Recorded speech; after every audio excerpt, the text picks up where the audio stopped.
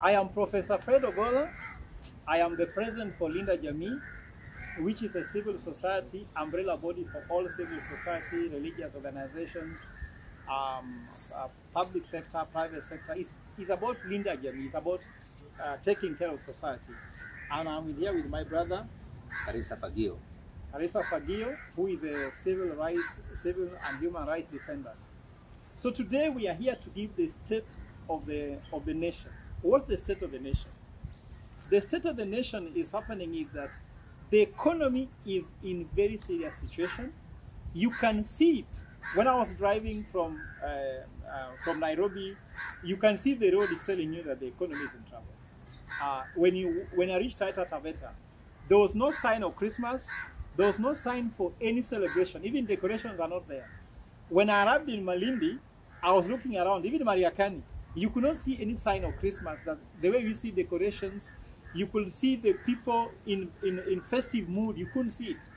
And I'm here in Malindi, you can also see there's just a hopelessness here, and people are just feeling powerlessness. So we are trying to say the state of the nation is in bad crisis. Why is the issue? The state of the nation is in crisis because the Kenya shillings, the dollar currency, is not doing very well. You see the debt which President Ruto said is going to pay by 31st of December. He made a U-turn. I don't know what U-turn is. Another thing we are saying is that the cost of living is very high. You can see cost of petrol. People are not even traveling. And it's increasing a lot of cost of doing business. The country do not have a fiscal policy because they came with this thing called bottom-up economic model. It's not working. What is the name? Why don't you just implement and ensure people can access healthcare?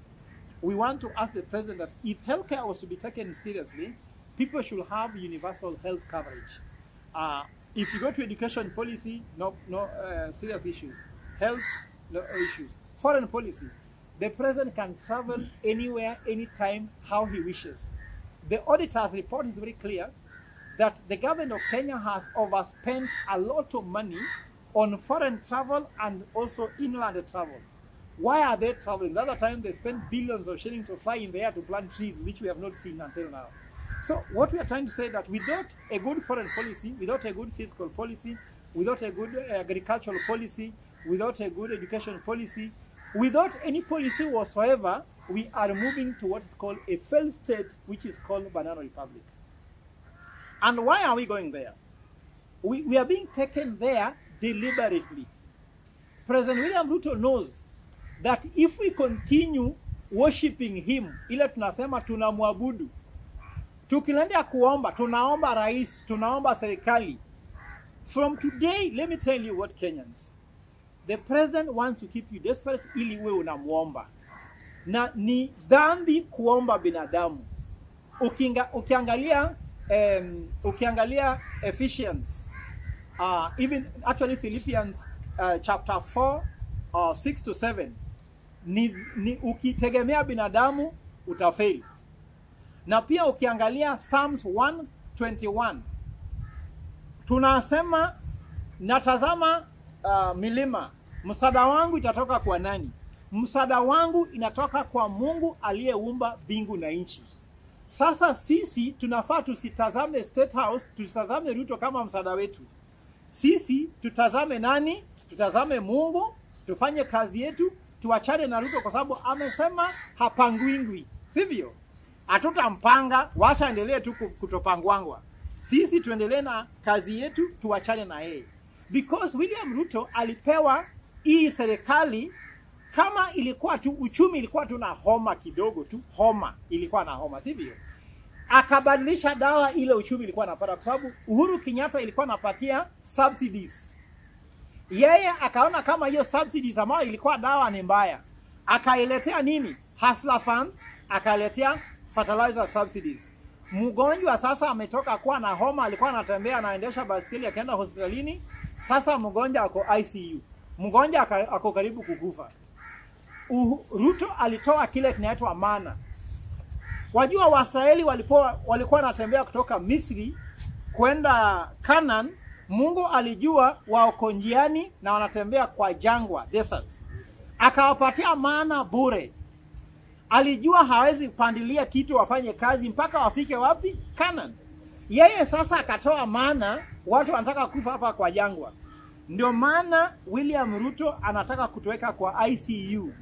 Na anataka tumuombe. Ili tukimuomba mpaka 2027 tutakuwa desperate. Tena atarudi tu hivyo hivyo. Atasema atatokalia ngumu. And he's saying he's making tough decisions. Let me tell you what, Kenya. Hatutaki tough decisions. We want smart decisions. Hizo decisions are not smart. I make Solomonic decisions, not tough decisions. Any idiot can make a tough decision. But very few people can make smart and Solomonic what? Decisions. And as the state is failing now because of those reasons I've said, mimi nataka kumwambia William Ruto, kama uko na bibi akisema anataka kwenda kutengeneza nywele, huwezi mwambia analipa deni. Mtoto anataka kwenda shuleni ako njaa, unamwambia analipa deni. Wakenya ambayo wewe ni baba yao wako njaa, hana pesa kwenda shuleni, hospitalini, unamwambia unalipa deni. Tangu lini mwanaume anashinda kumwambia bibi na mtoto wake ati analipa deni? Huyo ni mwanaume gani na huyo ni baba gani? Ruto, unataka uwe baba wa taifa. Baba wa taifa kazi yake sio kulipa deni. Can you imagine Ruto anaita wanuhabari State House kuambia ya kuwa analipa deni. Alafu anawaambia atalipa by 31st of December. Alafu baadaye halipi. Sasa watu habari wanapelekwa State House kudanganywa. Ndio maana sisi nasema hatutaki kukuomba. I'm calling upon Kenya. Look at me on the face. Go back to God. God, confess for having worshipped Ruto. Confess kwa kuomba Ruto. Anza kuomba Mungu na Mungu atakuonekea kwa hii shida uko nayo. Ya pili, vile state imefail, kuna failure in opposition. There's a confusion kwa sababu Raila Odinga hakutarajia kuwa kwa opposition. Alijua atashinda. Na kwanza alishinda. Lakini hakuwa tayari kuwa kwa opposition. Ruto hakuwa tayari kuwa nini? Kwa serikali. Sasa kuna confusion, mwenye alifaa kuwe kwa serikali ako opposition. Mwenye alifaa awe kwa opposition ako kwa serikali. Alafu tumebadilisha economy model tunaita bottom up. Matako juu, kichwa chini. Kama matako ni juu na kichwa ni chini, maanisha unafikiria kutumia matako na unatekeleza kutumia kichwa. Haiwezi fanyiki. Ndio maana tumebadilishwa bottom up, sivyo? Tuache na hiyo maneno kabisa. Opposition pia wajue Opiyo Wandayi as leader of minority should be the leader of opposition. Badala kwanza kusema sasa nataka leader another. Sasa ukiweka Raila Odinga kuwa leader of opposition, sasa Opiyo Wandayi atakuwa anafanya nini? Hiyo ni confusion. The third problem is that we have a shameless judiciary. Linda Jamii took a petition to court to challenge the horse levy. And we succeeded. The court declared it unconstitutional. Then they told us to go for lunch at 1 o'clock. When we came back at 3 o'clock, I don't know which phone call or which message they received or which kind of M-Pesa came in. All of a sudden, wakasema standing orders. Unconstitutional provision cannot continue to stay in order. That is law. That is Constitution of Kenya 2010. Kama mtu anakanyaga mguu yako na unasikia uchungu, na sio halali, alafu jaji anasema tukupatie 45 days akanyage tu, tutakotoa after 45 days. Inawezekana kweli? Hiyo ni dhambi juu ya katiba na judiciary is shameless. The other person is parliament ambao wamenunuliwa. Ruto told them, you are elected in parliament because of me, so you must do what I want. Parliament haitaki kufanya kazi yake under the people's representative from the Senate to National Assembly. Sasa hiyo pia tumefanya nini? Tumepoteza. Yaina ya kupoteza, tumepoteza all independent institutions. Kama IBC wanasema ati walikuwa wanakutana na watu ili wapaene certificate. IPOA, all injustice during maandamano, all injustice during post-election violence, all the historical injustices hazijawahi fanyika na wanasema independent nothing. So all those have failed. The fifth to fail is the media. And the media is failing because of government. The media is owed billions of shillings in terms of pending bills, so that they can be so desperate waende State House wasikize uongo. Kwa sababu kama mtu hajakulipa unaenda rudi kwake ili akulipe. Unarudi ukidhani pengine ndiye atalipa. Ni kama supplier ile ilikuwa ya Nakumat. Mtu hajakulipa 260 days. Anakuambia bado nitakulipa 490 days. Unaendelea kusupply na ulipi. Ukidhani ukiwacha kusupply atakosa kulipa. So wanaweka media in catch 22. Ndio maana mimi nimeachana na mainstream media, sasa naongea na digital media. Kwa sababu wao pia wako hostage, kwa sababu hajalipwa mshahara yao. I want to ask the president. I want to ask even the Nairobi County county government. These county governments lipa media so that they can pay their employees. Watu wanapoteza makazi yao in those media houses. Alafu they'll crumble so that democracy dies. Remember, democracy dies in darkness.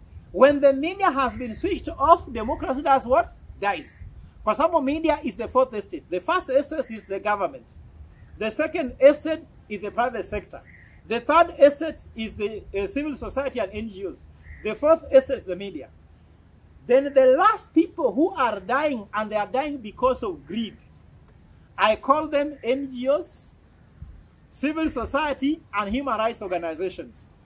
Can you imagine that when Moi was president, when there was a lot of oppression in this country, there were about 20 civil societies and human rights organizations in Kenya, and there were mostly trade unions. Only 20 countrywide.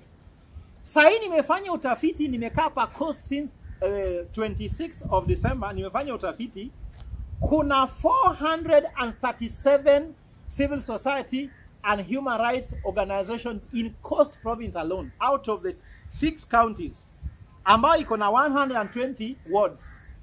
Na wacha nikwambie, hakuna kitu wanafanya. Wanaenda tu kwa hoteli, watu wanapewa allowance pale, watu wanakula vizuri pale, watu wanapewa mahandout pale, na mabegi pale, na makofia pale wanabeba, alafu wanarudi nyumbani, na human rights na hivyo hivyo. Kwa nini? Coast Province iko na historical injustices. Niambie moja wametatua. Shamba, kama shamba, basic rights, watu wa Coast hawana haki ya kimiliki ya shamba mpaka sasa hivi. Hizo human rights organizations, NGOs, civil society wanafanya nini? They are scams, they are greedy because wanalipwa. Wao wanataka, kwa sababu unaona ile koti ilisaidia sijui walikuwa na kampeni ya Zimio wakaanguka, sasa wameingia tena Kenya Kwanza. Sasa kila mtu ni umalaya tu kutoka kwa hii chama kwenda kwa ile chama, hii kikundi, hii vuguvugu. Tunataka civil rights. We want civil rights coming from civil society. Tunataka NGOs to come and work for us. Tunataka people to do their work decently. Usiingie ndani ya serikali sasa unasema tuliingia ndani ya serikali. Why should court to enter in government? Very few are remaining strong like FK released a report on job losses without caring what Kenya Kwanza says. Tunataka watu kama hatutaki mambo ya watu wengine wanataka kuingia kwa serikali. Sasa mimi nataka kuambia civil society, human rights organizations, you have failed Kenyans. The corruption is higher now with the high number of civil society. There's a high correlation. The more civil society and human rights organizations we have, the more corruption and human rights abuse is increasing. People are being raped at home. Some kids are being abused at home. Some women are being violated against. People are not getting their rights in terms of healthcare, in terms of education, in terms of water, in terms of everything. But we have very many civil rights organizations who are eating. They are driving Land Cruisers while working in a slum. How can someone live in Nyali, driving a Land Cruiser to a slum, then come back? Penye ukipeleka tu hiyo Land Cruiser, kila mtu atakuwa amekula. Sasa mimi nimesema this is fallacy. That's why Linda Jamii imekuja hapa leo tuko hapa Malindi. Jana tulikuwa Tana River, tulikuwa Taveta, in Voi, tukisema sisi kama Linda Jamii tuache kuabudu hizi serikali mara civil society, tuanze kuabudu Mungu, tujisanyike pamoja, tuanze na economic initiative that will put people put pocket in people's put money in people's pockets. Tuachane kuomba watu. Kuabudu Ruto na kuabudu State House na serikali ni kuabudu Mungu ambazo sio Mungu, sivyo? Hiyo inaitwa worshiping idol. Tuache those are not idols. We worship one God. I want Kenyans to look back to God. Msaada yenu itatoka kwa Mungu aliyeumba mbingu na nchi, mpaka Ruto ndiye aliyeumba. Ruto akisema I can stop him, God can stop him. Sasa usimsikize. Akitaka kutuua, sisi tulikufa kitambo. You know, mimi Fred Ogola nilikufa ile siku Ruto alipiga simu Strathmore nikafukuzwa kazi. Hiyo ndio siku nilikufa. Kwa sababu huwezi kuwa profesa kama mimi na una kazi kwa sababu rais ambaye hana PhD kama mimi. Sasa mimi nimesema kukufa tulikufa kitambo, tupigania haki ya wananchi. Sisi pamoja tukuje pamoja na watu hapa Mombasa, Kilifi County, kama niko hapa rafiki yangu Karisa, tuanze kutengenezea wananchi mambo yao. Ndio maana leo tutaenda kwa street, leo tunaenda kwa mabus stations na hizi stickers. Tukiambia wananchi usalama, safety kwa barabara inaanza na wewe. Wewe zusha driver akijaribu ku overspeed. Uliza driver kama ako na bima ya gari, ili ikupata ajali unaweza kulipwa. Uliza driver kama ako na TLB license, kama ako na TRB license. Uliza driver umwambie dere